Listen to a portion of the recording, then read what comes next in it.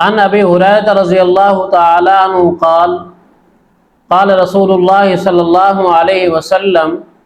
من خاف ادلج ومن ادلج بلغ المنزل الا ان سلعۃ اللہ غالیہ الا ان سلعۃ اللہ الجنہ۔ حضرت ابو ہریرہ رضی اللہ تعالیٰ عنہ سے روایت ہے کہ رسول اکرم صلی اللہ علیہ وسلم نے ارشاد فرمایا جو بندہ ڈرتا ہے وہ شروع رات میں چل پڑتا ہے، اور جو شروع رات میں چل پڑتا ہے وہ اپنی منزل مقصود تک پہنچ جاتا ہے۔ فرمایا خوب سنو، الا ان سلعۃ اللہ غالیہ، کہ بے شک اللہ کا سودا مہنگا ہے، الا ان سلعۃ اللہ الجنہ، فرمایا کہ خوب سنو کہ اللہ کا سودا جنت ہے۔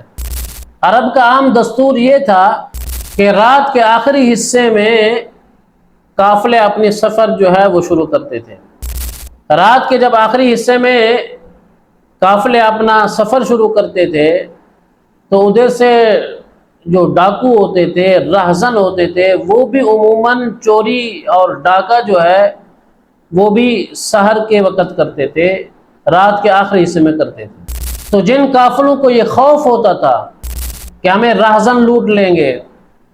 ہمیں ڈاکو لوٹ لیں گے، تو وہ شروع رات میں چل پڑتے تھے۔ تو رہزنوں کے، ڈاکوں کے ڈر سے کہ ہمیں ڈاکہ نہ پڑ جائے، رات کے شروع حصے میں جب چل پڑتے تھے تو وہ اپنے منزل مقصود تک آسانی سے پہنچ جاتے تھے، جو ہے وہ ڈاکے سے بچ جاتے تھے۔ اللہ کے نبی صلی اللہ علیہ وسلم نے فرمایا، مثال سے سمجھایا کہ جس طرح یہ قافلے جن کو اپنے ڈاکے کا ڈر ہے، وہ رات کے شروع حصے سے اپنا سفر شروع کر رہے ہیں، اپنی نیند بھی قربان کر رہے ہیں اور اپنا سکون بھی قربان کر رہے ہیں، تو اس قربانی کے نتیجے میں وہ اپنے منزل مقصود تک پہنچ جاتے ہیں۔